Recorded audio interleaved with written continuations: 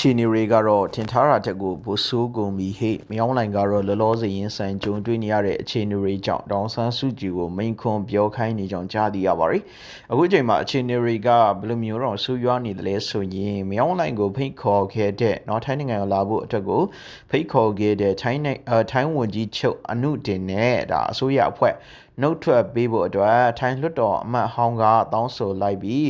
မြန်မာနိုင်ငံမှာလည်းပြုပြင်ပြောင်းလဲမှုတွေမြင်တွေ့ဖို့အတွက်သူတို့အနေနဲ့မျှော်လင့်ကြောင်းထိုင်းနိုင်ငံသားရေးဝန်ကြီးကပြောလာတယ်ပေါ့နော်ဆိုတော့တော်တော်များများကမြောင်းလိုင်ကိုဖိတ်ခေါ်ခဲ့တဲ့ထိုင်းဝန်ကြီးချုပ်အနုတင်နဲ့အစိုးရအဖွဲ့ကိုနှုတ်ထွက်ပေးဖို့အတွက်ကိုတောင်းဆိုနေကြပြီဖြစ်ပါတယ်ဆိုတော့မြောင်းလိုင်ကတော့အခုချိန်မှာအခုလိုမျိုးအာဆီယံနဲ့ထိုင်းနိုင်ငံမှာရှိတဲ့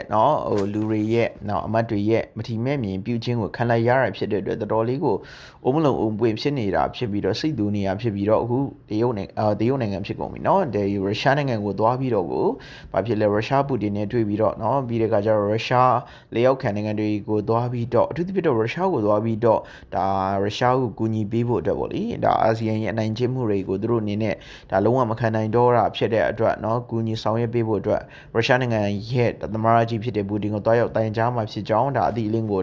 နေပြီးတော့ကျွန်တော်စီယုံချုပ်ကနေထုတ်ပြန်လိုက်တာဖြစ်တယ်ပေါ့နော်ဆိုတော့မကြခင်ပါလေဒေါန်ဆန်းစုကြည်ကိုလည်းမိန်ခွန်းပြောခိုင်းဖို့အတွက်ကျွန်တော်တို့ဖိအားပေးနေကြောင်းချားသိရပါတယ်